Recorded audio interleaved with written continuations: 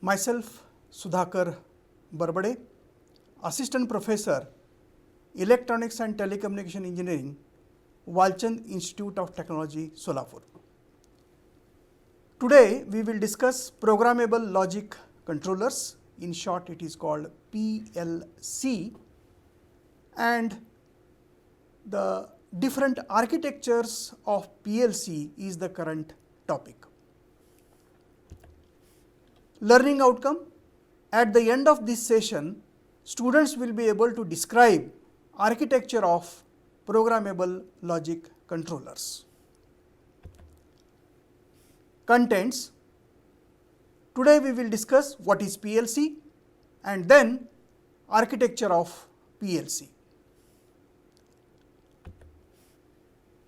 Now, PLC is a device, looks like this. For example, this is a PLC module, we can say,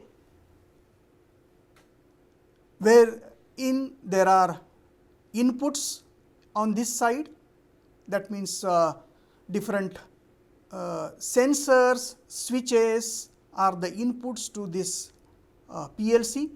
Then here we can program this PLC and then we get the output on the bottom side, which we can connect to different actuators or motors or solenoids like this. So, PLC is a device that can be programmed to perform the control operations required in a manufacturing system or in an industry. And this device is a digital which possesses the information in the form of bits. This works on digital technology. So, and we can program it. Since programming facility is there, it consists of CPU, memory, all these things. Okay. Let us see the advantages of PLC. It is very easy to program the PLC, whereas in conventional way, a wiring of different components, that is sensors and controller and the actuators is required, and that is why in conventional controllers it is very difficult to change the program, or we can say modify the manufacturing system. That is why it is very easy to program the PLC, and since no wiring is present, no need of rewiring the system, only we have to change the program to be given to the PLC. The PLC is smaller in size and it is very cheap and having high reliability. Its construction is simple and it is of low maintenance, and that is why it is cost competitive. That means cost of the system is very less because it consists of a CPU, programmable device, and no physical wiring is necessary between different components in a controller system. If you look at the details of the architecture, this is a PLC architecture and these are the major components of a PLC, very simple. At the heart of the system, it consists of a processor, then a power supply is required for the processor to work, and this processor can be programmed using programming device. So, this is what we can say a CPU, and at the input side there are different input modules, at the output side there are different output modules. Input modules actually get the connection from different sensors, push buttons, contacts, limit switches, etc. And the output module gives the output to solenoids, contactors, alarms, motors, etc. So, this is what the major components of PLC, and architecture consists 5 major components. The main parts of PLC are divided into following groups, that is input-output modules, power supply, a processor called Central Processing Unit CPU, and programming device.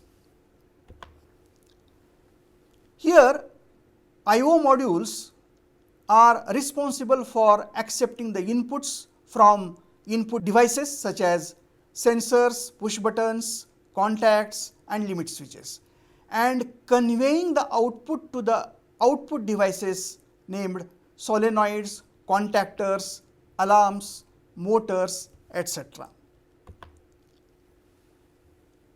I/O modules can be of two types, that is fixed one and modular one. If you look at this diagram, to the left side we see the I/O module of type fixed one, and to the right side the I/O module of modular one. Here if you look at, this is at the center, this is a PLC, and on the top PLC takes the inputs from the input module, and we can connect the different connections of limit switches, then contactors to the input side. So, these are the input connections, this is a processor, and these are the output connections which goes to the solenoid, then motor. So, this way this is fixed one, the modules are fixed one, whereas here if you look at, this is what the PLC module, and here we can connect the I/O modules. So, this is a modular, means this is a one of the module, and this is called rack. Okay. So, we insert this input module and we can connect the different sensors to this input module. So, we can modular means we can remove this input module if, for example, there are many input-output modules present in a one PLC system having different racks for different I/O modules. So, if one of the modules say becomes faulty, then we can change that module and kept the other working modules as it is. Whereas in this, what happens is, if something goes wrong within the fixed PLC I/O modules, the whole unit has to be replaced so that flexibility is not available in fixed module. To the bottom side if you look at, these are the different I/O modules we can connect to in the rack. In addition to that, one of this rack contains the CPU also.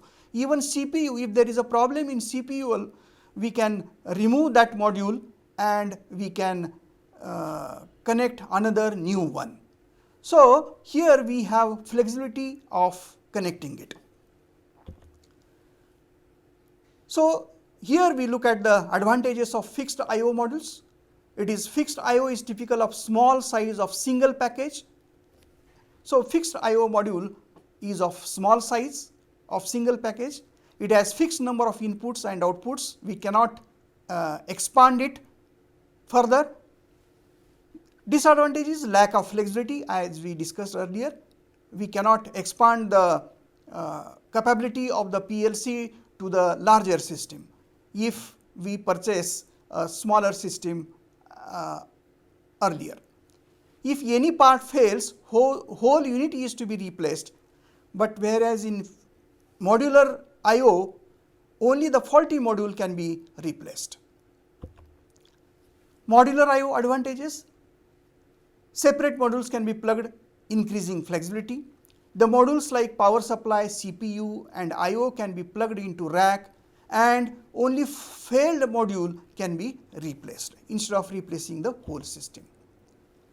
Now there is a question, which I/O module is most costly? You pause the video and answer the question. The answer for the previous question would be the modular I/O is costlier because it consists of different modules of CPU, then input devices, output devices, and it consists of racks. Okay. So the costlier is modular I/O. To continue with the PLC architecture, the power supply supplies DC power to modules that plug into the rack. This is in case of modular I/O. A processor usually consists of microprocessor for implementing logic and controlling communication among the modules. It also consists of memory for storing program and data. A programming device is used to enter the desired program into the memory of a processor. References: I used this web link for creating my PowerPoint presentations. Thank you very much.